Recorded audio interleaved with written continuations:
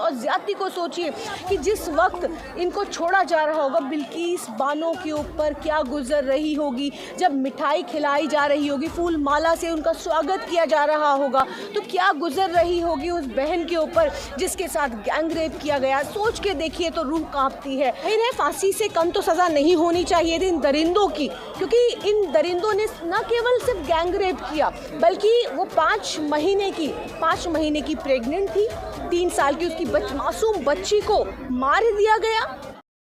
कुछ नेता कह रहे हैं कि जो है अभी इंसाफ नहीं हुआ, अभी तो इंसाफ होना बाकी है। मतलब क्या फांसी चाह रहे हैं लोग? देखिए, जाहिर है फांसी से कम तो सज़ा नहीं होनी चाहिए थी इन दरिंदों की, क्योंकि इन दरिंदों ने न केवल सिर्फ गैंग रेप किया, बल्कि वो 5 महीने की प्रेग्नेंट थी, 3 साल की उसकी मासूम बच्ची को मार दिया गया। तो आप ये सोचिए कि ये 11 आरोपी किस दल के थे, किस तरीके से इन लोगों ने ये पूरा गोधरा के अंदर जो किया, कितनी महिलाएं होंगी ऐसी, कितने, आप सोचिए दरिंदगी, जुल्म और ज्यादती को सोचिए कि जिस वक्त इनको छोड़ा जा रहा होगा, बिल्किस बानो के ऊपर क्या गुजर रही होगी, जब मिठाई खिलाई जा रही होगी, फूल माला से उनका स्वागत किया जा रहा होगा, तो क्या गुजर रही होगी उस बहन के ऊपर जिसके साथ गैंग रेप किया गया। सोच के देखिए तो रूह कांपती है। तो आज जाहिर है हम सब मांग कर रहे थे, सिर्फ न केवल फांसी की मांग करते हैं, बल्कि हम ये भी मांग करते हैं कि देश के प्रधानमंत्री, गृह मंत्री, पूरी भारतीय जनता पार्टी और जो मिठाई खिला रहे थे, तमाम जो बजरंग दल के जो जितने भी विंग्स हैं, देखिए स्मृति ईरानी तो कब बोलती हैं, वैसे कहने को तो महिला बाल विकास मंत्री है, लेकिन कभी भी महिलाओं के मुद्दे पर वो कभी नहीं बोलती हैं। मणिपुर, हमें याद है मणिपुर के अंदर जिस तरीके से हमारी बहनों को नग्न घुमाया गया, तो वहाँ पर किसकी सरकार थी? 2002 के अंदर जब बिल्किस के साथ ये हुआ,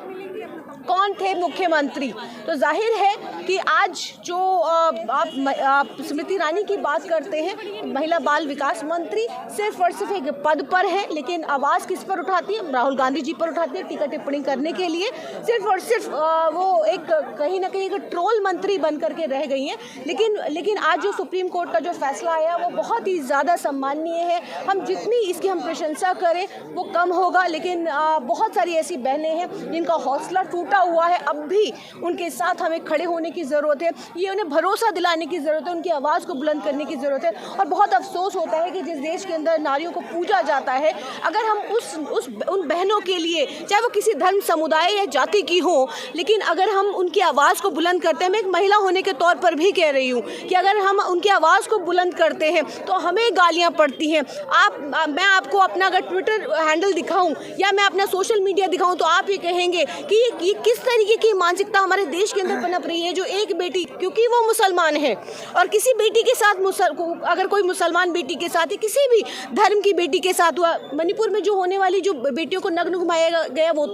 तो मुसलमान नहीं थी, वो तो हिंदू थी, या और तमाम बेटियों के साथ, क्योंकि हिंदू मुसलमान एंगल देश का मीडिया जिसको ये काम मिला हुआ है वो दिखाने का काम करता है। लेकिन बेटी तो बेटी है, वो देश की बेटी है, वो सम्मान योग्य है। लेकिन आज यूपी के अंदर कठुआ हो, नाव हो, हाथरस हो, इस तरीके के तमाम, और ये जितने भी बलात्कारी, क्योंकि आज भारतीय जनता पार्टी बलात्कारी जनता पार्टी बन करके रह गई है, क्योंकि इसको कहने में कोई गुरेज होना भी नहीं चाहिए। और जिस तरीके से ये वही कह रही हूँ कि आज उन संस्कारी जो बलात्कारी पार्टी के जो संस्कारी जो बलात्कारी हैं, उनका आपने देखा होगा कि तिरंगा यात्रा, कठुआ, उन्नाव, हाथरस, रात को बेटी को जिंदा जला दिया जाता है। आपने ये भी देखा होगा कि किस तरीके से उसके लिए पूरा बृजभूषण शरण सिंह के लिए पूरा तंत्र लगा करके गिरफ्तारी अभी तक नहीं होती है। जब मैं आपसे बात कर रही हूँ तब तक गिरफ्तारी नहीं हुई है। तो देखिए, हम जानते हैं कि पूरा तंत्र, जो बलात्कारी जनता पार्टी का जो पूरा तंत्र है, वो किस तरीके से अपने संस्कारी बलात्कारियों को बचाने में लग जाता है, तो हम सब जानते हैं। आज अगर मैं लंबी लिस्ट निकाल, बाबा राम रहीम हर दूसरे महीने वो आकर के म्यूजिक कंपोज करते हैं, फिल्में बनाते हैं, हर दूसरे महीने उनको पेरोल मिल जाती है। तो देखिए, अगर संरक्षण, किसका संरक्षण प्राप्त है, संरक्षण उनको जब तक प्राप्त रहेगा, हमें वो नींव रखनी है। हम महिलाओं को आगे आकर के, क्योंकि आज जिस तरीके से हम कांग्रेस दफ्तर में मौजूद हैं और भारतीय राष्ट्रीय कांग्रेस ने एक बड़ी जिम्मेदारी अलका लांबा जी को दी है, वो राष्ट्रीय अध्यक्ष, महिला राष्ट्रीय अध्यक्ष के तौर पर आज वो अपना पद ग्रहण कर रही हैं। तो हम उम्मीद करते हैं कि एक मुखर आवाज़ हमारे साथ आके खड़ी, और महिलाओं को की भी जिम्मेदारी है कि हम एक दूसरे की ताकत बने, एक दूसरे को मजबूत सहानुभूति दें, और अगर किसी एक के साथ होता है तो हम सब आकर के एक दूसरे का हाथ पकड़ के ये कहें कि हम तुम्हें इंसाफ दिलाएंगे, हम तुम्हारे साथ खड़े होंगे, हम तुम्हारे साथ सड़कों पर आएंगे। तो देखिए ये भी बहुत ज़रूरी है, क्योंकि जब हिंदू मुसलमान जब एंगल आता है तो जाहिर है कि आवाज़ें कम उठती हैं। बनो इंसान पहले छोड़कर तुम बात मजहब की, बनो इंसान पहले छोड़कर तुम बात मजहब की, लड़ो मिलकर दरिंदों से, ये हिंदुस्तान सबका है। देखिए जिस तरीके से सुप्रीम कोर्ट की तरफ से जो फैसला आया, देखिए हम उसका सम्मान करते हैं। बहुत ही ऐतिहासिक फैसला रहा है, क्योंकि अभी तक जिस तरीके से लोगों का और ख़ास करके देश की बेटियों और बहनों का जिस तरीके से विश्वास सुप्रीम कोर्ट से या न्यायिक प्रक्रिया से उठा था, तो आज दोबारा से वो भरोसा हमें कायम होता हुआ नज़र आ रहा है। और हम उम्मीद कर रहे हैं कि हज़ारों लाखों करोड़ों बेटियां जो कि इस आस से में बैठी थी कि काश अगर बिल्किस को अगर न्याय मिला तो हम भी अपनी आवाज़ को बुलंद कर सकते हैं, हमारे साथ भी जो जुल्म और ज़्यादती होती है तो उसके लिए भी हम FIR कटवा सकते हैं, कंप्लेन किसी के खिलाफ कर सकते हैं, चाहे वो किसी पार्टी का हो,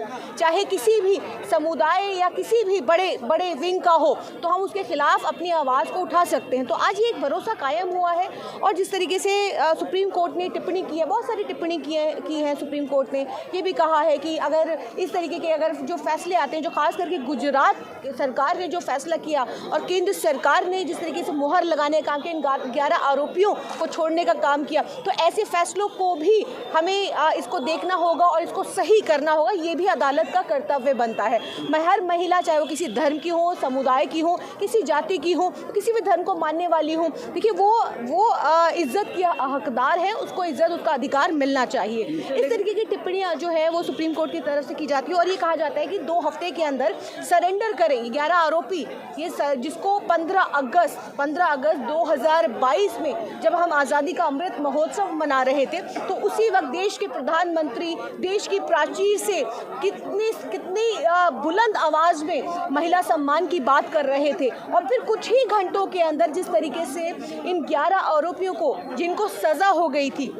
जिनको उम्र कैद हो गई थी, सालों से जेल काट रहे थे, और क्या आरोप था बिल्किस बानो का हम सब जानते हैं कि किस तरीके से उसकी 3 साल की बच्ची के साथ जो हुआ, उसकी हत्या कर दी गई। हम ये सब जानते हैं कि उसके साथ किस तरीके से गैंग रेप किया गया 2002 गोधरा में जो बेटी के साथ हुआ, और महज 21 साल की थी और आज तक उस लड़ाई को लड़ रही है। 11 आरोपी जेल के अंदर थे, लेकिन आज़ादी का अमृत महोत्सव मनाते मनाते प्रधानमंत्री जी उस पर मोहर लगाने का काम करते हैं, उन 11 आरोपियों को छोड़ने का काम करते हैं। कुछ लोग